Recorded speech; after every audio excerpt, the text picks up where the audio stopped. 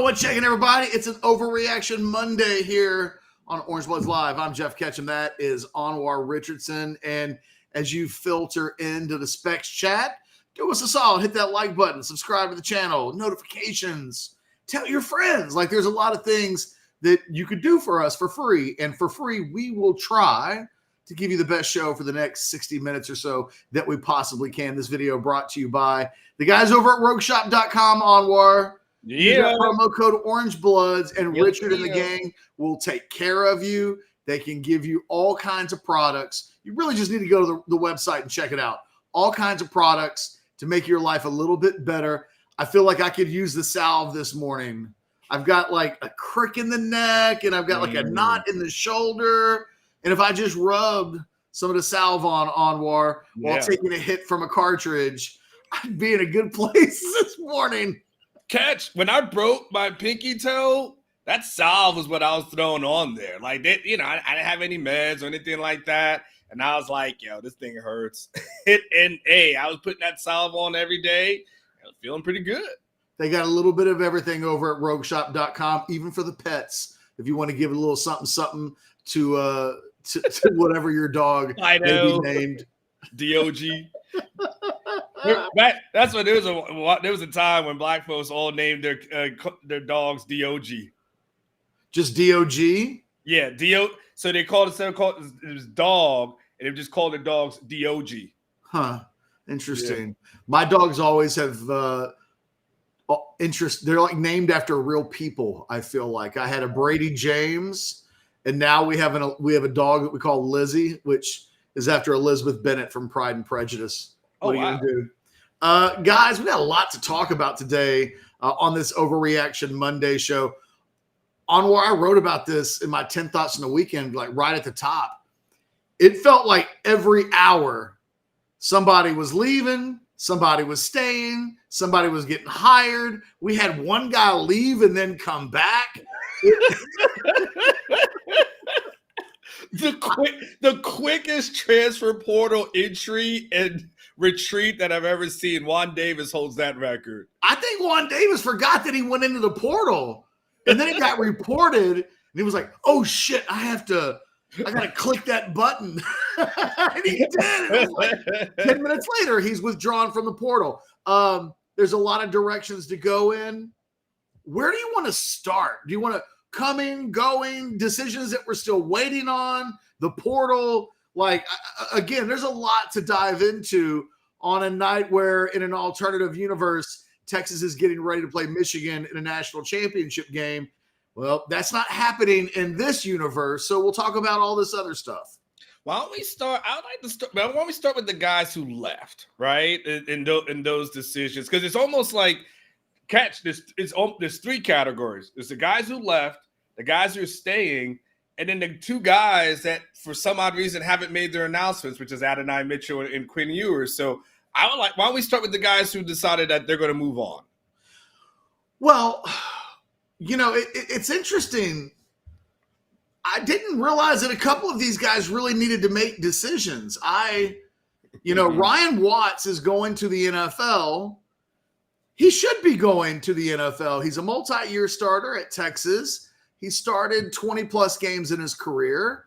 What I had heard a couple of weeks ago, and of all the guys that departed, he's the guy that I think probably had the most value should he have returned. And yet I get the sense that those at Texas didn't really care if he returned or not. And I had heard a couple of weeks ago, hey, man, if Ryan Watts comes back, he might get the move to safety. In fact, when I was first told that, I assumed that the move to safety was for the bowl game because they were missing Derek Williams for the opener. They're deeper at cornerback.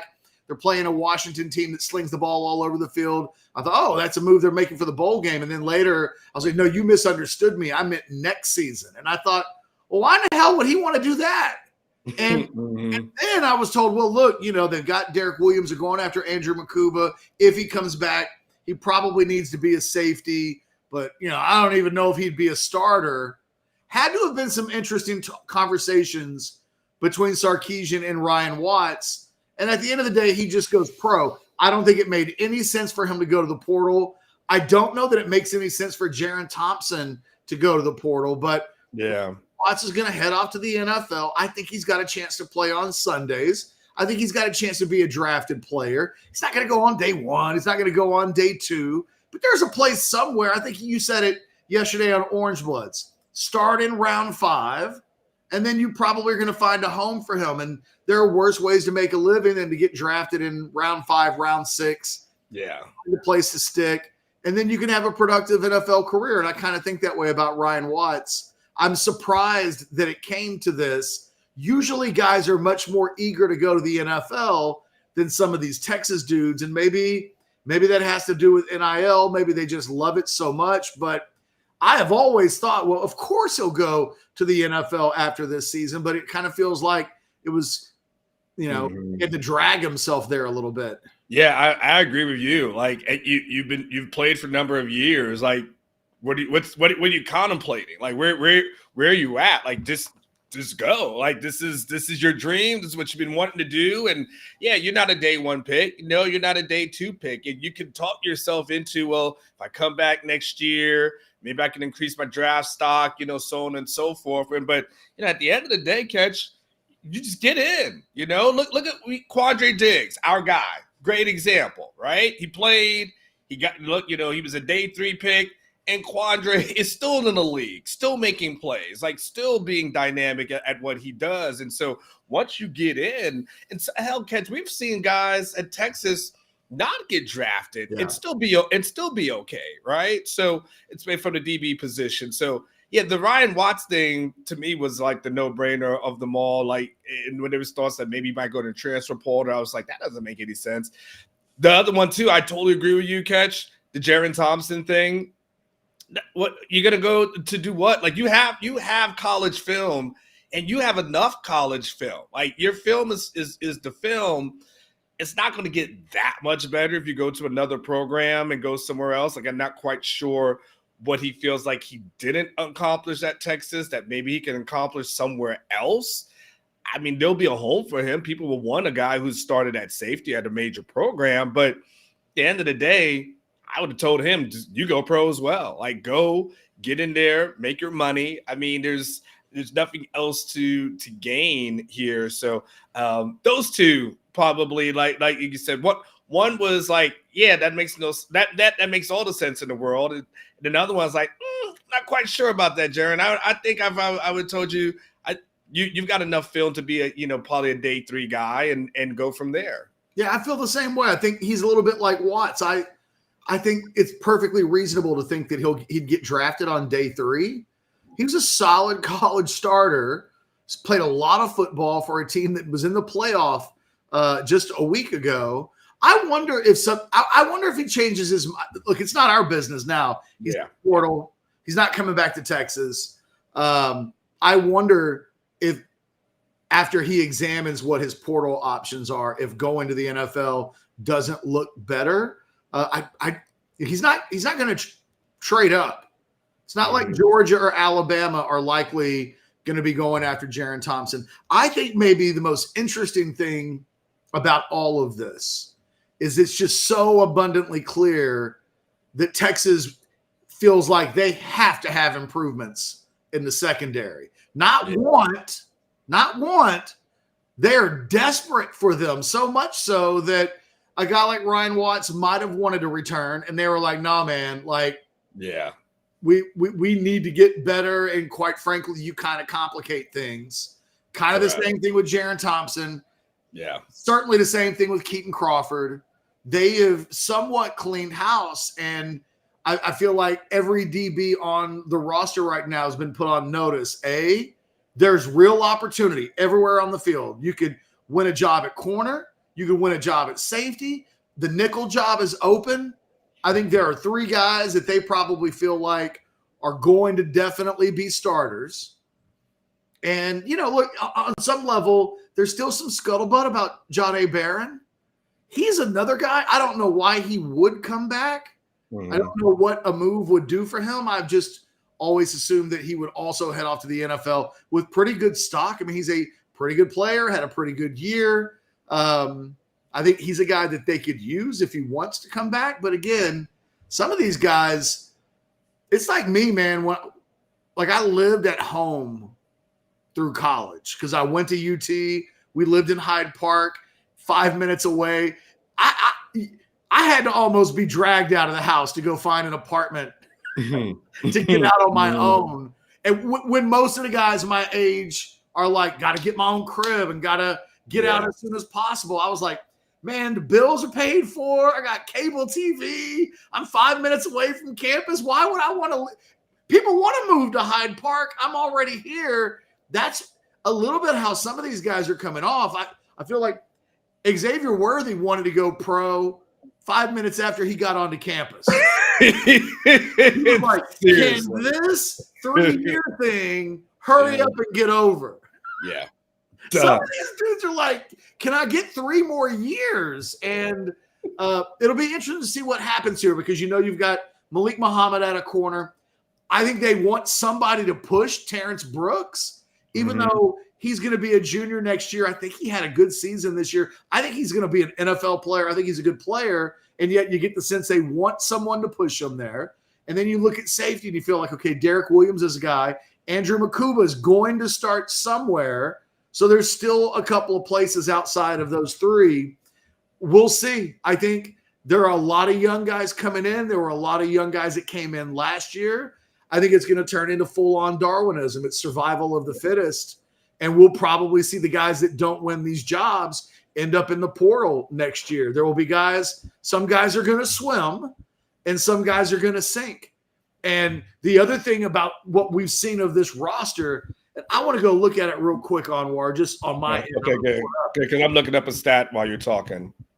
If you look at what the scholarship board looks like right now, there's no dead weight anymore amongst the upperclassmen. If you look at, Alfred Collins is coming back. We think David Bend is coming back. So those will be 2 super seniors. Waiting on A.D. Mitchell, but Gunnar Helm, Hayden Connor, Jake Majors, Barron Terrell, Vernon Broughton, Maurice Blackwell, Gavin Holmes, Andrew Makuba, Juan Davis also. But, hey, that's only 10 seniors next year. And that includes a couple of guys that may leave. So this has become a young team all over again. And it may be a trend that we see out of Steve Sarkisian. But with Charles Wright going into the portal, with some of the, quite frankly, a guy like Keaton Crawford, you're seeing them trim this roster. There's not a lot of fat on it. It is, if you put that back up for a second, Aaron, when you look at it, it is all to the right. Sophomores. And these guys next year, the sophomores will be juniors and so on. But, you can see where all of it is. That's all Steve Sarkisian recruited players. And then as these columns move to the left, it's pretty clear that guys are being told you need to leave, that you're not going to find playing time here, that maybe this isn't the place for you. And it's kind of fascinating to watch this because Sarkisian doesn't seem to care. And I'm not saying I blame him. This isn't a negative piece of commentary. I'm just saying out loud kind of what's in my head, which is he's not keeping guys on the roster for the sake of keeping guys on the roster. So when you come to Texas, you almost have to know, look, man, if I'm not getting it done by the end of year 2, I'm probably going to have a meeting with Sarkisian at some point where he tells me that the best thing I can do is probably enter the portal. Catch, yes. And I know you have the scholarship board thing that's out there. And look, so people understand, like, Sark's been meeting with guys after the season, to have these conversations as to, kind of end of the year wrap up kind of stuff. And yeah, when you see guys jumping in the portal, probably because the conversation went a little bit like, hey man, saw your stuff, blah, blah, blah. But you know what? Probably not going to play a lot. Probably going to be getting some of the younger guys in here. It's probably best if you hop in the portal and go somewhere else. Like, I'm just letting you know, right? But Catch, Here's a number that I wanted to look up and I want to discuss with you there. And Aaron, you can take that off for a second. The number is, Catch, I had to make sure I looked it up, 116. You know what that number is? That's where Texas passing defense ranked last season. They were ranked 116th in the country. Now how many teams there were? 133. So that's at the end of the day, when you see guys are going and you seeing guys kind of maybe getting a little nudged out, think to yourself, 116, one of the worst pass defenses in the country. It's nothing to hold on to, Catch. There's literally nothing to hold on to when you're about 20 spots from being very at dead last and looking to yourself, especially in that final game. Catch that final game. If guys are on the fence and there was some borderline, I don't know what we're going to do with this guy, this and this, that, and then you see what Penix did, you're like, that's enough. That's enough. That's enough. We're not going to do that again. Our guys, yes, historic performance by Penix, right? You give him all the credit in the world. But to your point, Catch, and you've said this before, that's a Penix we hadn't really seen in weeks, in really since the first part of the season. That guy hadn't been that guy. And I'm sure they went into that game with a game plan thinking, we'll do exactly what everybody else has been doing against him. Hell, Arizona State limited Penix when it was all said and done. Like they were able to slow him down, and Penix had his way. And if you're Sark, you come out of that game saying, "Got to have fresh blood. Got to get my guys like Manny can't leave the field. Derek Williams, I need that guy out here at all times. Like you got to know, like I think that's what I walk away with, Catch, is looking at it and saying, yeah, those guys are leaving. They're leaving a defense where they were 116th in the country. Yeah, it's okay to say this. It's time for a change.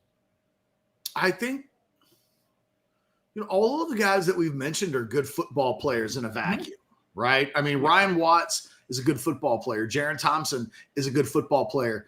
Keaton Crawford, I don't think is a starting level player at a school like Texas, but he has a role. He's a quality special teams player. But I think that one of the things that this coaching staff, we look at the wide receivers and we talk about Xavier Worthy and Adonai Mitchell, and we're talking about those guys being first or early second round day kind of guys. That's what none of these guys in the secondary are. And I think there are levels to this. And I think Steve Sarkisian wants first and second round or second day guys on the field in every position. Like that's what Alabama and Georgia and, I guarantee you when you look at this Michigan team and the NFL draft comes out, they're going to have a bunch of guys that get drafted really early.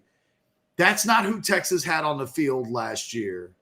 And I think that, being pretty good limits your ceiling as a team. And even though this is a Texas team that will finish in the top 4 when the final rankings come out, and they just finished just short. They were 12, 13 yards away from playing in the national championship game. We know what the weakness of this team was. We know what it was in the national semifinal. They've got to find a way to get better, more talented players. I think they think Malik Muhammad's got a chance to be that kind of a guy. Mm-hmm. I think they have hopes that Terrence Brooks could be that kind of a guy, but I don't think they think he was that guy this year. I think when they look at Makuba, they think that he's an improvement over what they just had. But the rest of these guys have got to come through, and the pressure's on right away. They need players in year one in the SEC to absolutely step up. And there's no way to get away from the conversation of the status of the defensive backfield after this weekend, given the number of guys that left. Now there's a real clear picture of what remains. And I think we'll be doing videos and have conversations about the players that need to step up. South End Zone Queen had a comment earlier about Jade Barron, where she was saying, if Jade comes back, you might think that for a guy like Jalen Gilbo and a guy like Austin Jordan, that might be the scene or the thing that they need to see that maybe pushes them out the door. All these dudes want to play. And with Gilbo and Austin Jordan, next year will be their third year in the program. if you're not making a big dent by then, like you're probably not going to end up being the guy. And, I think it's that way at all of the positions, maybe outside of the lines, right? Offensive line, defensive line, you can see more patience being given. By the way, I saw that our guy, Barry Sorrell, was in the chat. What up, Barry? Good to see you. Glad to have you around for another season. 88 still great. I think Barron, who also announces this weekend that he's returning, I think he's another player, not in the secondary, but I think he's an example of somebody on the roster who's very good. I think Terrence Brooks is like this too. I think this is a team full of guys just like this. They're very good. I mean, Barron could have announced that he was going to the NFL, and I fully believe he would have been drafted. And then it's about sticking with the team, developing in their program, carving out a role. He's going to play on Sundays, but there's still, I think, levels that he can take. We saw Tavondre Sweat do it this year. I think we saw Byron Murphy do it this year. He was absolutely better this year than he was a year ago. Now, all of these guys that are returning, I think the expectation is take the next step, go from being very good to one of the best guys at your position in the country. And next year, if you're one of the best players in the SEC, that will translate to being one of the best players in the country. I think a lot of these guys have some pressure on them to take that final step. And, I think we'll be talking about what that means in the secondary for the next 9 months leading up to the start of the season.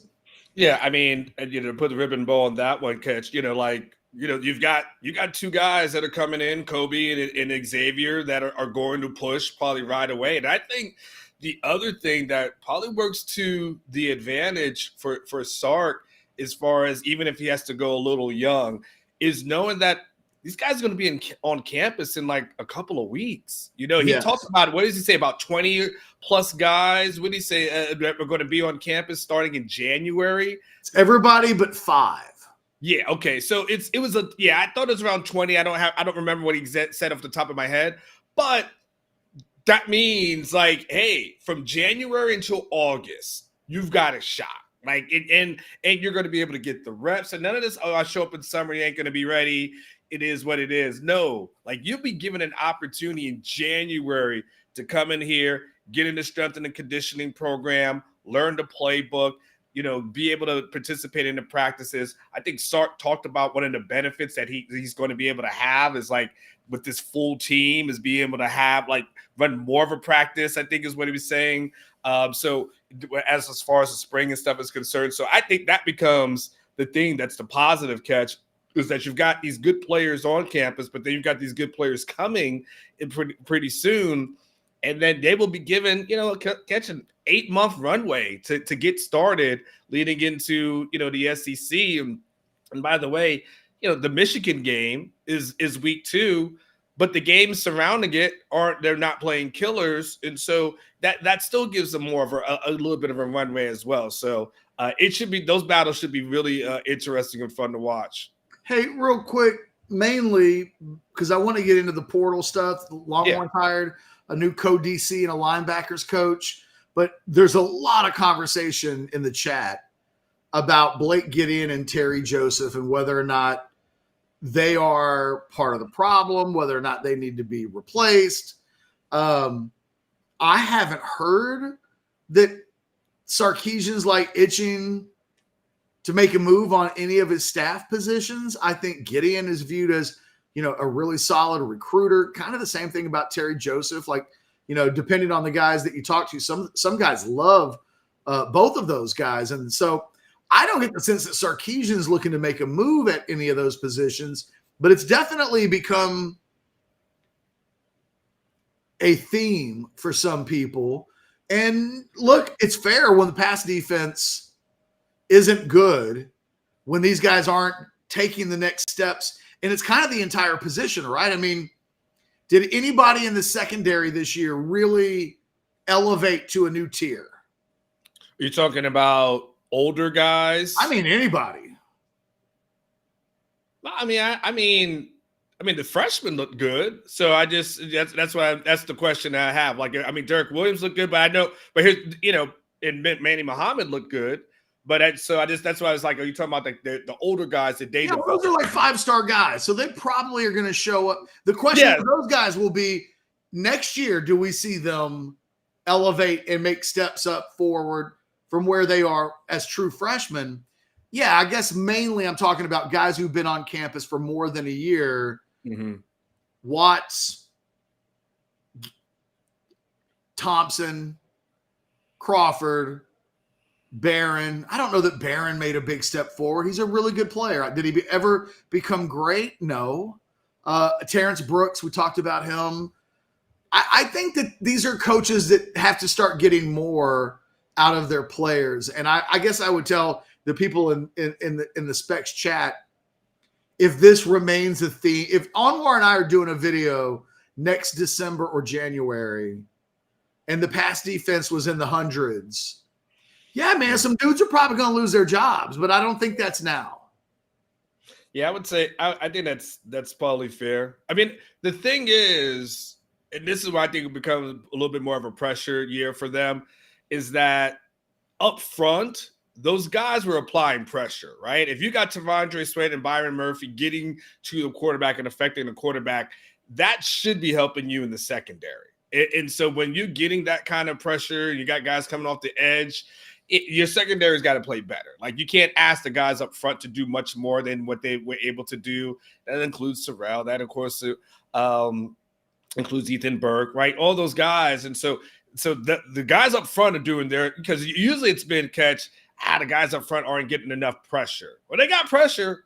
They brought it. You had a run defense, Catch. So you got those with that run defense that was so great this year.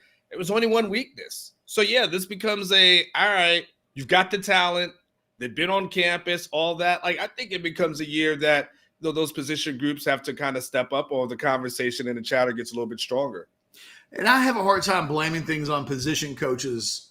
Yeah. Ultimately, you and I both think that PK does a really good job at the coordinator position, but it's his defense. And so if they're struggling in pass defense and guys aren't developing, I think he has to take some responsibility for that as well. Let's talk about the portal for a little bit.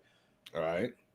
I was told yesterday, I was talking to a source of mine, and he kind of indicated, look, in a perfect world, we're probably talking about adding a wide receiver, a tight end. And I think part of the Juan Davis thing was like, look, we already desperately need to find a tight end. If Juan Davis were to leave, even as unproductive as he's been, now we're looking for 2 tight ends in the portal. And how hard is that going to be? I think they're looking for a couple of defensive linemen. And I think they're looking for a guy in the secondary. And all of these guys are players that, as they bring them in, they want impact guys. I mean, they wanted to go just get some average dudes. They could do what Texas A&M is doing, go find players that haven't been very successful and bring them in, and they're shiny new toys. I think they've got an interesting little dilemma at the wide receiver position, and that I think with Matthew Golden, they loved him. And it was so obvious that he would become one of their targets. I get the sense, they've got C.J. Daniels, a Liberty wide receiver who had an incredibly successful season this year at Liberty, a team that plays in a major bowl game. I think they like guys, but I don't think they found the one. And it might be that C.J. Daniels is a guy that they bring in, and I think they really like him. I think there are other wide receivers that they're kicking the tires on. But I think they had hoped that some guys that didn't enter the portal would enter the portal, and it didn't happen. And I don't think the talent pool is as deep as it was early on. So it'll be interesting to see, can they close with a guy like C.J. Daniels from Liberty, who's on campus right now? He visited Auburn before. I think he's got other visits scheduled for this week. Can Texas get that kid, or that young man, I guess I should say, to commit and take no other visits? If he goes on to take other visits and the Longhorns feel like it's a little bit of a crapshoot. We may see visits with other wide receivers pop up. That's still a position where they feel like they need someone who can come in and be a starter-esque player, giving them experience, productivity, and a little bit less leaning on a really young wide receiver unit outside of Matthew Golden. Yeah, I mean, I think one of the things that Chris Jackson had mentioned to me is like outside of Matthew Golden, he's got one other receiver who had like 8 catches this past year that's returning. I mean, you're losing Xavier. You don't know what's going on with Adonai, and that in itself is probably Adonai's going pro. I mean, I've had multiple sources this week tell me he ain't coming back. Like defiantly. I had one guy on Saturday say, "Hey, I saw people on Orange Bloods getting excited about." Matter of fact, look, I'll read you the text. Okay. I'll do the thing where I read the text that I received about this very thing. Okay. Let me just pull it up. Well, I can't say everything in the text. Be selective, Catch. I gotta read an edited portion of the text. Take a breath. The very first thing in the text is where this information comes from. Blankety blank told me that Mitchell is definitely going to the draft, which follows the same thing blankety blank told me right before the semifinal game.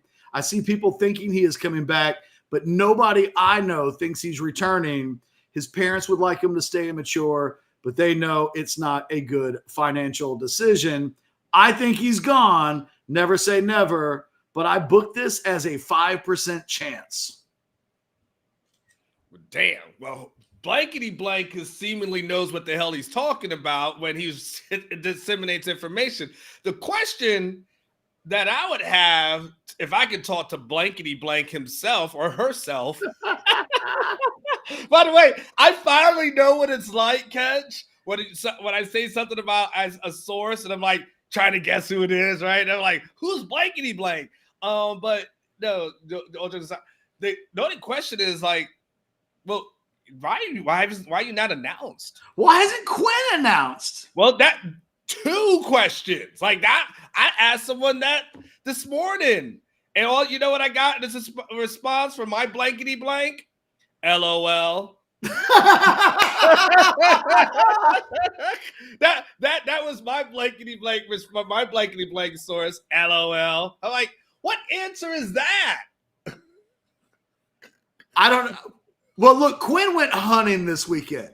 So it might be as simple as he wants to make an extravagant video that announces his return.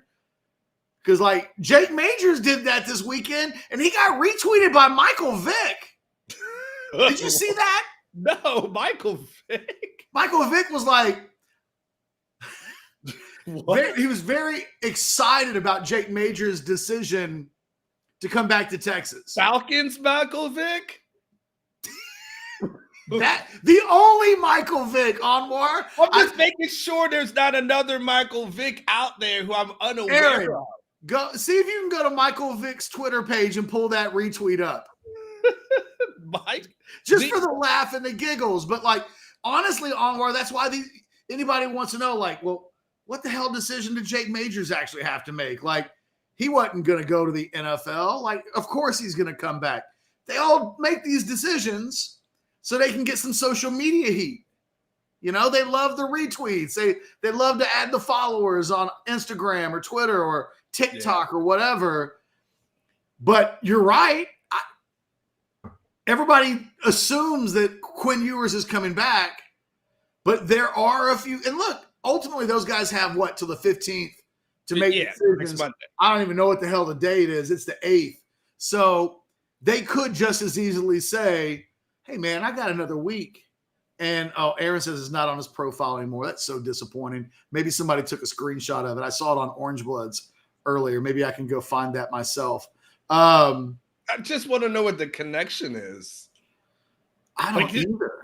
Did their kids play AAU basketball together or something like that? Or like, did Vic's kid play with Jake Majors on the AAU basketball team many moons ago? And well, look, I'm not certain about this, but I think it's true.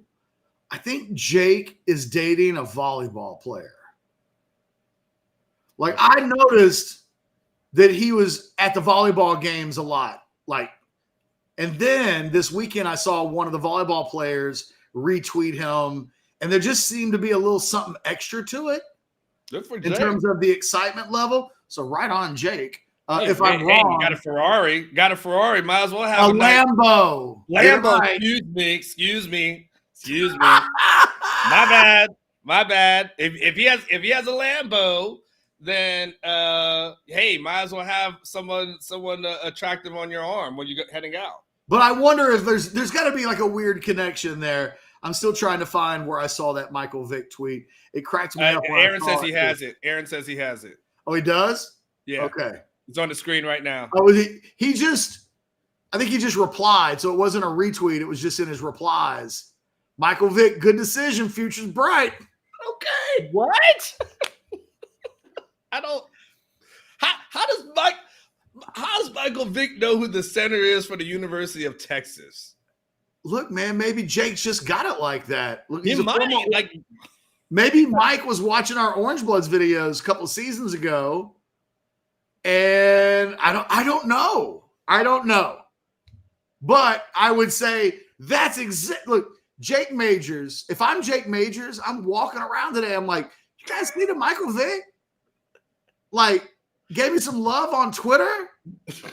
That would make me suddenly, if I was Hayden Connor, I'd be putting out coming back for another year.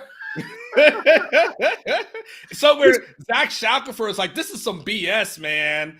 It always goes back to Zach, doesn't it? Everything years from now, you're still going to be talking about Zach Shackelford.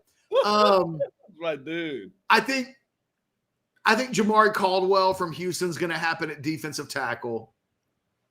I had somebody this weekend tell me I think things are good there. Mm-hmm. And I just have to interpret the code speak. But if this person that told me that is telling me that, then good probably means done.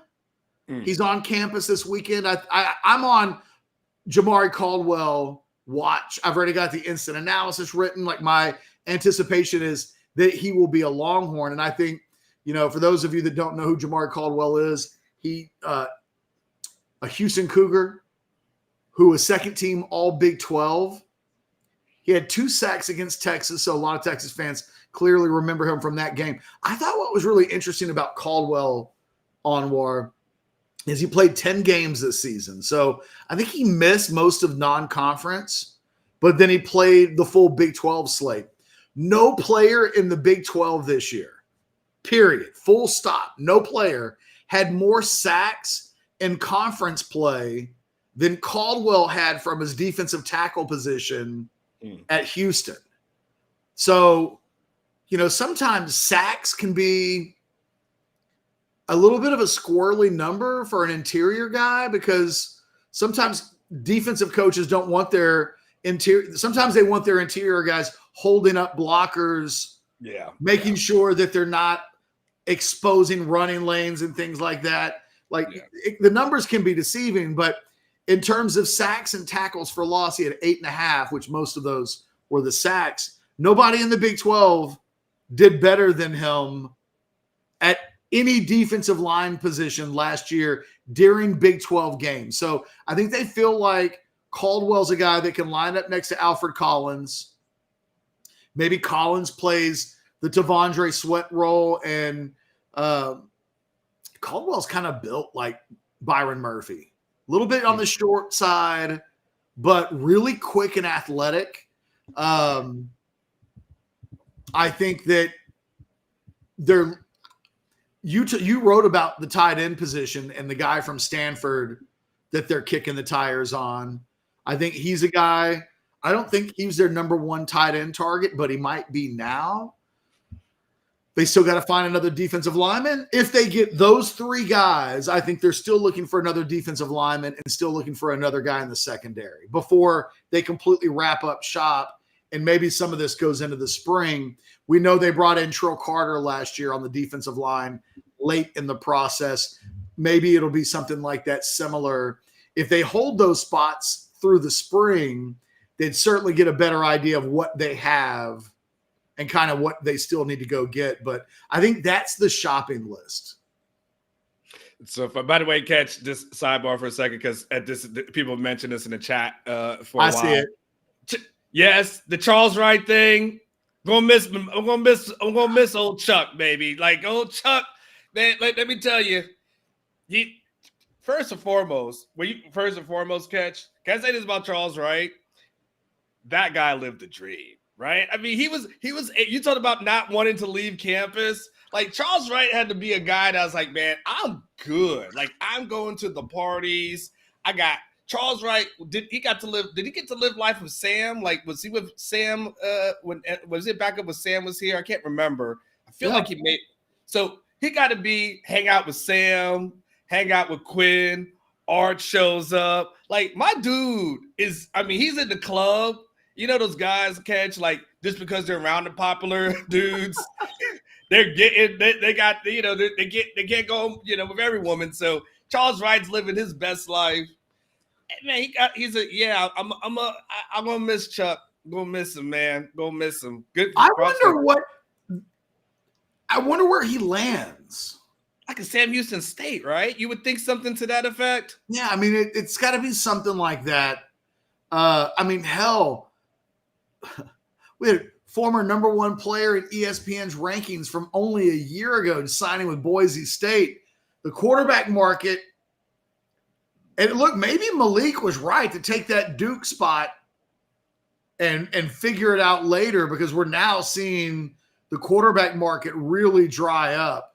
Yeah. And I don't know. We'll see. I think that the game of musical chairs at that position gets filled the fastest. And so I wonder if Wright leaving for all of like the laughs and the jokes, and I'm with you, like he was living the good life. You don't go from nobody had ever played quarterback at Austin High in all of the years that I've been covering Texas and gone on to play at Texas in any capacity.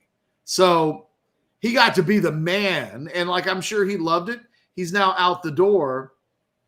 Texas is in a position where next year these are first world rich people problems, because they got Quinn and Arch Manning, but they are a sprained pinky toe away from true freshman Trey Owens being in the 2 deep.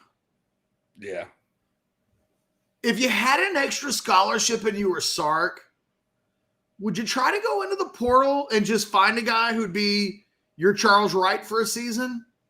A senior who knows, look, man, I'm third string, but it's better than going to play at like Tarleton State. Or would you not worry about it? Yeah, I probably wouldn't worry about it. I'd probably just, hell, he'll. I think he'd run a Wildcat package before he do that catch. I really think you just go Wildcat. It's all right. What running back can I have back there? But I think there are like serviceable quarterbacks that are available who literally don't know where the hell they're going to go. I just don't know that anybody wants to sign up to run the scout team. Yeah. Well, at least Charles got graduated. He's got his T ring, and so I mean, but it'd be interesting to see. I think though it probably, if you are Sark, kind of does. Charles Wright was a good soldier, but the guys that he's recruiting, Sark's recruiting, are kind of next level guys, and so like to your point, now you got Quinn, Arch, and Trey. And then after Quinn leaves, you've got Arch, Trey, and then Lacey coming in, right, at the following year. So I mean, Charles Wright's problem was that no matter who came in, they were going to jump ahead of him. Yeah, on the pecking order for practice snaps. So I think you're right, man. Charles Wright. I didn't think he would leave, because I think part of why he chose Texas instead of a place like Iowa State was he wanted to come to Texas, and live the Texas experience. I mean, he's had 3 seasons of that. He graduates early. Best of luck to him. I mean, we're all going to pull for Charles Wright.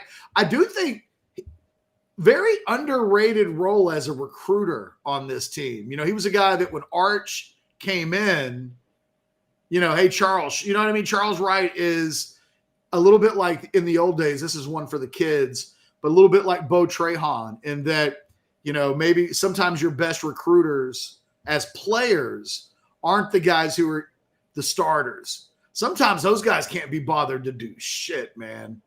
You can put like your All-American on a high school All-American and say, show him a good time. And that dude's like, okay, yeah. I'm the All-American. I'm not going to treat this, sometimes you need the Charles Wrights of the world to put their arms around Arch Manning and show him around and have a good time, because sometimes the Quinn Ewers of the world, and I don't mean specifically Quinn, I'm just saying him because he's the starter. Sometimes starters can't be bothered. I can remember when Chris Sims was on campus, Sims was awesome as a recruiter. They'd let Sims host everybody, and Sims would just take guys all over the place, and he kind of ran the downtown scene. And meanwhile, Major Applewhite just couldn't be bothered, which is what made it really interesting to me. When Major's become a college coach, he was pretty good as a recruiter. He sucked as a player, man. You couldn't get him to get excited about doing any of that stuff. Charles Wright, pretty good at it. Just saying. No. Michael Tapp ends up being the lead recruiter on Arch, but Charles Wright ends up being the guy that he hangs out with and all that kind of stuff. So yeah, it's kind of cool. And he got to pose in the topless picture with Malik, and that's a collector's item now. Because half that group is gone. It's like Back to the Future, right? At the end, when everyone just kind of starts evaporating, you got Michael J. Fox trying to do Earth Angel at the end. Like, that's kind of where we're at. Arch and Quinn are feeling better about themselves not having Malik in the picture looking like a goddamn linebacker. That photo is going to look a whole lot different this year, man. that photo is going to be like, all right. I feel a lot better about myself. I wonder who suggested let's take our shirts off. Did anybody ever cop to that? No, I don't know what made them. I don't know who did that. But I know who said I'm not going to be standing next to that guy. And that was Quinn. I know it was like, y'all stand, I'm going to be right over here. So there's no direct comparisons. Let's see. What have we not hit on so far? Any other thoughts on the portal How about stuff? Jatavian? Oh, boy. The Jatavian thing ended up being interesting. And look, maybe Jatavian's a perfect example of the Adonai Mitchell situation, because for weeks and upon weeks I've been hearing that Sanders was likely to go pro. And yet, we can take people behind the process, behind the curtain a little bit here. On Friday, when you and I were talking to people, different layers, there are all kinds of hands in the pot that have information and know things. But the people that we were talking to were separated. It wasn't like, one person and that person's best friend. We were talking to different people with different connections, and there was some genuine thought that Sanders might return. And I had one person tell me that Sark went in and met with Sanders, and that Sanders ate it up. So when you and I talked on Friday, we were piecing together all of the things that we'd heard to make for an update on the website. We were both hearing that, like, there was some optimism with Sanders, some real optimism, not even like 50-50. In the end, it all comes down to money. And I was told, okay, so they were able to convince him that, like, mentally or like from an emotional standpoint, coming back to Texas, why it would make sense, got him excited about that. And then I heard that, like, they were looking for like $3 million to come back. That somehow, some way, there needed to be a big number. And Texas was like, well, man, we can't do that. Yeah. And once that was said, suddenly it became about dollars and cents, and Jatavian Sanders heads off to the NFL when just the day before there was some real optimism about him returning. Yeah, I mean, the interesting part, Catch, about this that's fascinating is that you have guys who are like, man, I'm good here at Texas. Like I don't like the fact that it has to be something that guys, several days later don't know. Catch, we covered teams.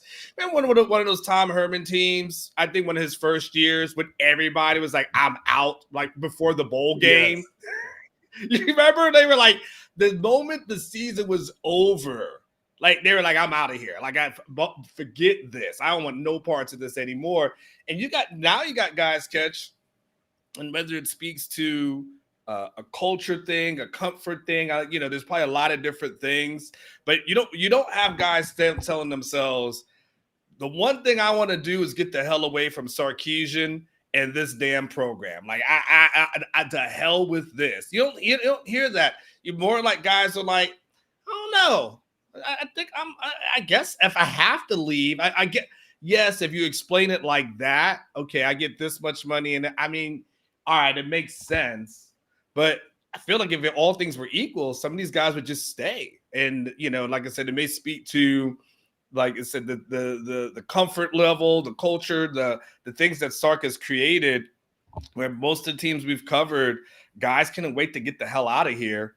And now guys are kind of like, I'm okay. Like I like being here. Yeah, look, and one of the things about Sanders that you had been able to get from an intel standpoint, like a month and a half, 2 months ago, was that Sanders, there was a sense that he still had some maturing to do as a human being, that, another year of college might not advance him on the field, that maybe from an athletic standpoint as a football player, he may be the number 2 tight end in the draft, strike while the iron is hot. You never know about next year. That part makes sense. But there was some genuine consideration that as just a young guy still growing up, still, putting the pieces together in terms of teenager, young man playing in the NFL. Those are 3 different things. Yeah. And so there was a time when, like, potentially coming back made sense for reasons that have nothing to do with football, really. But at the end of the day, if you get to a point where you're positioned to be possibly the second player at your position taken in the NFL draft, we were talking about millions of dollars. Millions. And if he gets drafted in the 3rd round, millions of dollars. It gets better as you go up in terms of the millions that you get and the millions in your signing bonus. But in the end, I think he makes the obvious football and financial decision. And I hope everything works out for him. Ultimately, I hope the pieces of the puzzle that they were somewhat concerned about as a family unit, as a group with advisors and agents and the people who kind of are his team. From a football standpoint, Jatavian's been banged up a little bit. He was banged up this year. So I totally understand not risking it. If you're second, there's only one other spot that you can go up. Correct. While there are spots that you can go down, who knows, any number of reasons. I mean, trust me, there are guys that will look at the Jonathan Brooks injury and go, man, I thought about coming back, but boy, this is a rough, brutal sport, and you can't ever take good health for granted. No, and the thing is, Catch, the thing is about the NFL, and you and I both know this, when they say all it takes is one team, all it takes is one team to say, I think Jatavian's got a bigger upside than Brock Bowers. That's all it takes. You just need one person. And the thought process, honestly, Catch, is that the process was, okay, there's Brock Bowers, there's Jatavian Sanders, and there's a bunch of other dudes. Yep. And so if Brock goes early, then there might be a scramble to say, like, look, it's Jatavian or bums. And let's go ahead and get him at some point in the first. And like you said, at that point, like, what are we talking about? Like, we're not talking about, hey, I could go from 5th round up until maybe, day 2. You're literally talking about a few slots. And so is it worth it when it's all said and done? I mean, Brock Bowers is going to have to go through the combine. He's got to do medicals. You never know, but they may look and say this is a little bit of a longer term thing, like all kinds of stuff. So it makes all the sense in the world for him to leave. Like you said, what was interesting about the Jatavian thing, as far as the benefit of staying for another year, was actually his thought. Like he was thinking, I'm not quite sure I'm ready for that thing yet. Like I'm okay with staying around, and then it just becomes hey man, let's just sit down and talk financials. And at that point, it is kind of is what it is. Hey, Kesh, before we get out, as we kind of we're literally cramming like 48 hours in this video. Do you want to talk about your analysis on the new linebackers coach that was hired? Well, we should absolutely talk about him, if even briefly. He's an interesting guy. I mean, first and foremost, he's really good at his job. I mean, Johnny Nansen, defensive coordinator at Arizona. Arizona had a really good year. They beat Oklahoma in the Alamo Bowl. His defenses were aggressive. They created turnovers. So if all we were doing was looking at what he's doing on the field as a defensive coordinator, being able to get a Power 5 defensive coordinator to leave the control of being the top guy at one school to make a move over to Texas he is co-defensive coordinator, but that's a title that's going to help justify the big amount of money that he earns. Yeah. He's really going to be a position coach. It's still Pete Kwiatkowski's defense. To be able to pull that off, I think, is no small thing. It means, I think, just like with Jeff Choate, who had been a head coach and then comes in to be a position coach, I think this is nothing but a positive for the football team. If anything, it looks like maybe there could be a chance to be an upgrade at the linebacker position. I think Jeff Choate's done a really good job. His players have made a lot of progress. He's been able to turn some water into wine. I mean, they got something out of David Benda this year, to the extent that I think there's a desire to have him back, where you wouldn't have even thought that 12 months ago. But what's really interesting is how close he and Sark are. Yeah. That these are guys that are like friends. And sometimes the world doesn't align in a way. I bet Sarkisian would have loved to have brought him on staff originally. But this guy hadn't had success in the way that he had. It just hadn't quite come together. If you think about from a linebacker coach, Choate was a guy that I think Kwiatkowski wanted to bring in, and that, you have to let your defensive coordinator have some say in his staff. They're really good friends. He's worked twice. This is his third job under Sark. He worked at Washington with Sark. He worked at USC with Sark. Now he works at Texas with Sark. He also played college football with Jeff Banks. An incredibly small world. And I think this guy probably slides right into an inner circle with Sark, somebody that he can trust. I think it's somebody who, if anything ever happens with Kwiatkowski, I think Jansen will probably be an internal candidate, if he's still around, to be a defensive coordinator at Texas. He's a good recruiter. When he was at USC, he signed multiple 5-star prospects. He's coached multiple positions. He's coached running backs, defensive line, linebackers, and inside linebackers as a position coach at this level. And from a recruiting standpoint, he's worked the state of California. He's a Long Beach guy originally. Like that's where he's from. He's from the LBC. And so he's got a lot of connections in California as a recruiter, but he's also had success recruiting Bishop Gorman out of Las Vegas, which is an area that Texas has knocked on the doors with, but hasn't ever been able to completely knock that door down. So I think he checks a lot of boxes. I don't know. There's nothing, I don't want to say it's a perfect hire, but if before the process you went in and said, what do we want as a linebackers coach? Well, if we could get somebody who's good enough to be a good coordinator to come in, like that would be good. And if he's a good recruiter, that would be good. And if he's recruited California and areas out west, that would be good. And who knows?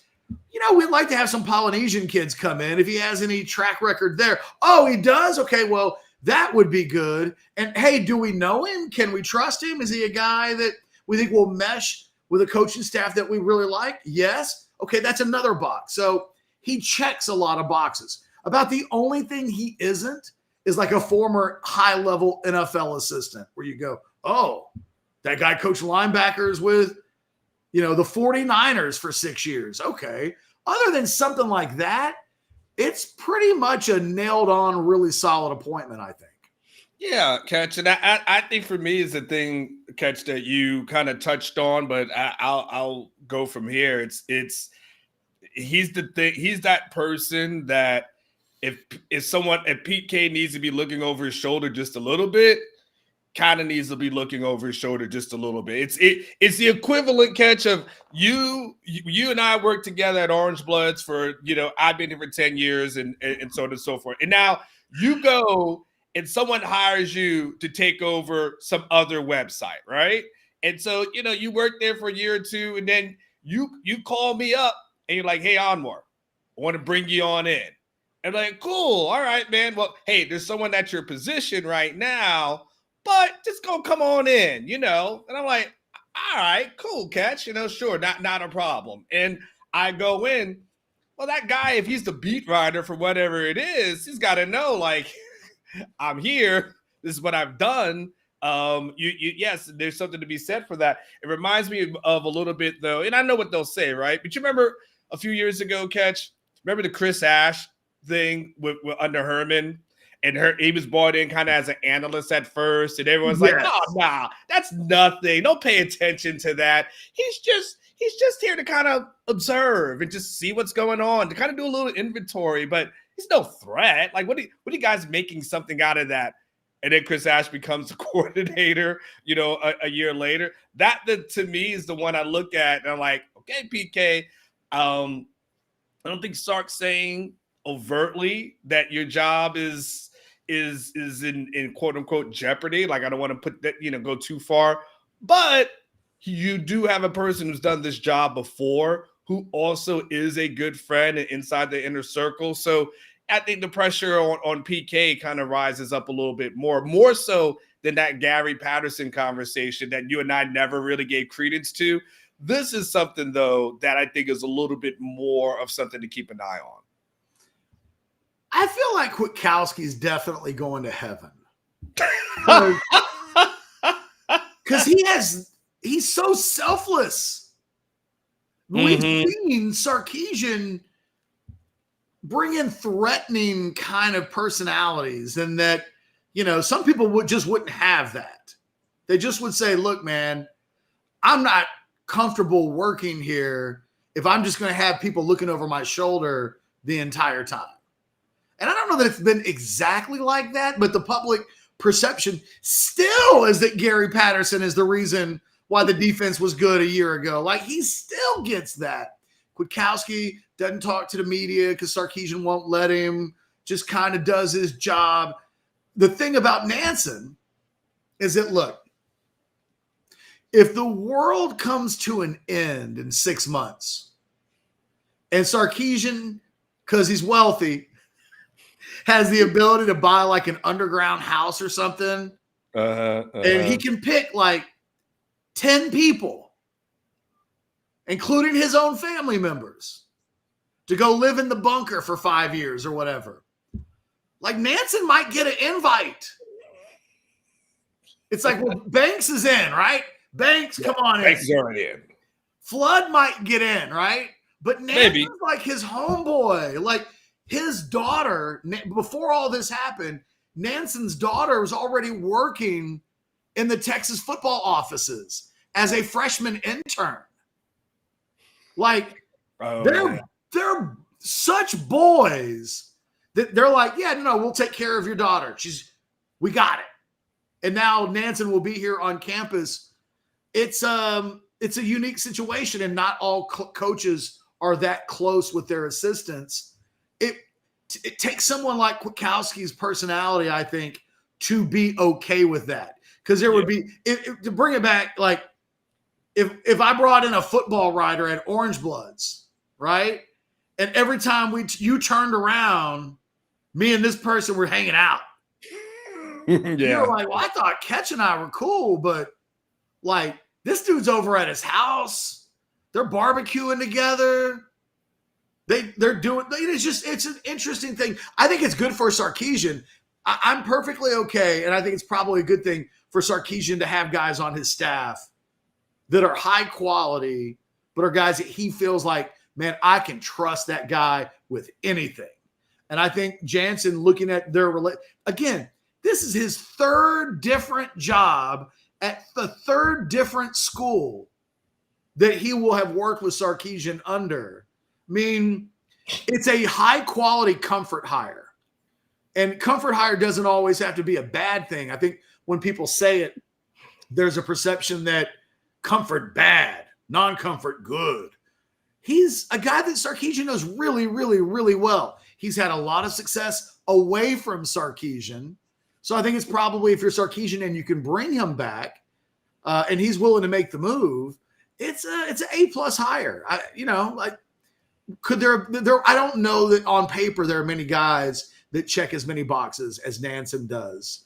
And so if you're going to lose Jeff Choate to Nevada, I think you've probably replaced him with somebody that, if not, I think Jeff Choate's really good, and there's a reason why he's a head coach. So I'm not going to say that there's been an upgrade in the coaching part of this, but I think there is an upgrade from the recruiting side of this. I do think there's an upgrade from a recruiting contacts, types of recruits. Jeff Choate, solid. But I think you're talking about a guy, again, a guy who's landed multiple 5-stars at multiple positions in multiple states. This is a guy that when he was at USC, remember that linebacker that went to Ohio State that for like a year, Payo, how do we say his last name? Yeah. I can't remember the name, though. I know he's exactly he brought that guy to USC. He brought Adoree Jackson to USC when he was a 5-star. And I think the name that most Texas fans, and the recruitment that most Texas fans that are watching this, that are real recruiting fans, will remember, don't call him Roland, but Ronald Jones, who Charlie's staff had some troubles with because they couldn't get the first name on the visitor tag right. He came down to Texas once upon a time and got Ronald Jones to go to USC. So this is a guy that has got chops, real chops as a recruiter. And I think that's a thing that the defensive staff, although they've recruited really well, I think it's a thing that will help. So again, I think it checks a lot of boxes. He was the number one guy. I spoke to somebody this weekend about Nansen. I was kicking the tires, what's going on there. And I had heard that there'd been some unexpected hiccups in making the Nansen thing come to fruition. But ultimately they got it over the line. And from what I was told, he was the no doubt about it first choice the entire time. And it was a matter of getting these things taken care of. And they did. And, it's probably, I think, for Sarkisian, the thing from this weekend he'll be most excited about getting done. Yeah, and it'll be interesting, Catch, when we finally do get a chance to talk to Sark in a couple of weeks. You may be able to find this out beforehand. Who's the play caller on defense? Well, it's Kwiatkowski. I'm assuming. I am too. There's no way. I'm just saying. There's one of those things like I'm just assuming that. If it's not, Kwiatkowski might be gone by February. I mean, Pete Kwiatkowski's got too much. Pete Kwiatkowski could be somewhere else if he wanted to. I mean, USC was interested in him. as a defensive coordinator, play caller. I mean, Mhm. if Sark wanted to give out hints, I think PK would take the hint and go. So, but you're right. Sarkisian, he is a co-DC, and it's a question we'll have to ask. I just Yeah. want you to know that if you ask that question, somebody's going to say you're trying to start trouble. Of Here course. goes Anwar trying to start shit at the press conference again. And it's like, well, no, like somebody has to ask that question. And even though we think and suspect, you're right. We don't know for sure. Yeah, I mean, again, logic says it. The hard part about doing this job, Catch, is that when you have to do the hard part, people don't enjoy the hard part of it. The hard part is sometimes asking questions that might be a little uncomfortable, but I always try to go back to just to the same thing. The thing my go-to over the past couple of years has been like, hey, this ain't the White House press corps. Like, calm down, right? We're asking football questions. I'm not asking him, is he, about the war in Ukraine or something like that. Like, let's just put it in perspective. And then like, oh, I can't believe you asked a football question. Like, calm down. Realistically, it's not. It'll be okay. Trust me. Any final parting shots? Oh yeah, well, just for those who've asked, like, yeah, Old Fashioned Show will be back tomorrow. So like, the people asked early, is the show done? It's like We'll have some announcements on what exactly we've got some loose ends that we have to tie up on our side, but we will be making some tweaks. I wouldn't even say like real changes, just some tweaks to what we're doing. We're going to have more modcasts. I know that people have been upset with us for about 5 or 6 months because we haven't done a regular modcast consistently since August. We're going to do more modcasts. We're going to do, we're adding some recruiting shows. We're going to tweak things a little bit, but yeah, Old Fashioned, House Divided. And I think they're probably asking that because the morning show is gone. And all I can tell you is that ultimately, we tested out what it would mean to have a show that early, and it just wasn't cost effective ultimately. I mean, it's kind of as simple as that. If, we don't want to be pouring money into a time slot necessarily, that isn't going to turn around and give us, I think, what we're looking for. So that's probably the biggest change for those of you that are up at 6:30, 7 o'clock in the morning. We're going to tweak. I think it's okay to tell people Old Fashioned is going to be at 9 o'clock. Yeah. Moving forward. Again, one of the cool things about what we did during the football season is we got a chance to test out time slots in a number of different places. And as it turns out, the 8 o'clock hour isn't our best hour. So y'all ain't watching this. I'll say it. Y'all won't watch me. You guys will still start watching me until 9 o'clock. Okay. Now listen, Rodolfo was in there. DC was in there. Like, I know my people's like just another Vegas reviewer. Like, I could go through the list of people that was at South End Zone Queen. Catherine would come in. Like, I'd have my people, Money B. Like, I got those guys. But most of you guys started coming in at like 9 o'clock. And then so it really just made it was kind of crazy. Texas Mama was in early, but the spike was at 9. So it was, and so then it felt like there was too much information that was getting lost early in the show that people came in. Either I'd have to repeat it or it was just getting lost. So 9 o'clock actually makes way better sense as a starting point. You guys can get to work. What someone asked me, Catch? Someone asked me last Friday when I was like, yeah, we're probably going to condense it a little bit, so on and so forth. And then I said, it may not be 3 hours. And they go, well, what am I supposed to do at my job now? I go, I don't know, work. Catch up on the shows from the day before. Like, we got hours and hours of content. I promise, guys. People are upset. They're like, man, does this mean I got to work at my job now? This is some BS. I'm imagining an employer who is like, are you serious right now? So we're good. We're good. They're not going anywhere. Yeah, guys, stay tuned. Like I said, we will make some, probably like the next 24 hours, we'll have a better idea. We're making some tweaks that we still haven't made final decisions on. Doesn't really have anything to do with Anwar and I. And like, again, old fashioned, house divided. I think we got a real good idea of what's going to happen there. We're going to do some different things. Like I said, we're going to start doing multiple modcasts per week.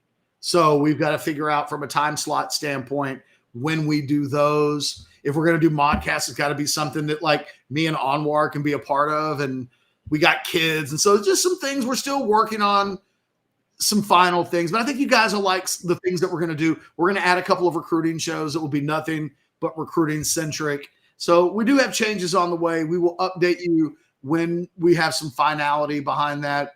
But I'm good, Anwar. I got to be honest. I got to get going. So okay, hey, well, we're good. But for the guys over at rogueshop.com, promo code OrangeBloods. Dude, guys, go to the website. Trust me. If nothing else, you'll get the giggles from looking at the different types of products and things that you can buy.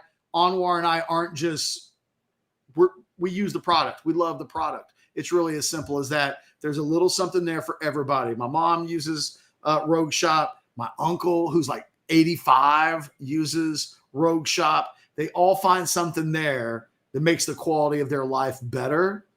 And like that's why we partner up with Rogue Shop. Texas is home for legal CBD, THC, and more. There's more for everyone. Just got to go explore and find out what's there for you. Guys, hit that thumbs up button. Subscribe to the channel. Get notifications. I'll be back in like an hour and 45 minutes. But for myself and Anwar Richardson and Aaron, the producer, and all the guys at Rogue Shop, we thank you for giving us a little bit of time on your Monday for our Overreaction Monday show.